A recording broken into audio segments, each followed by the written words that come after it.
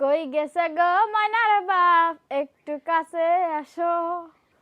দূরে আছি ভালো আছি কাছে কেন ডাকো? কে কাছে আসবা না?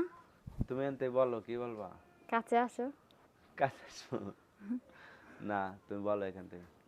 ওই বাড়ি ক্ষীর খাইতে যাম, টাকা দাও। কোন বাড়ি?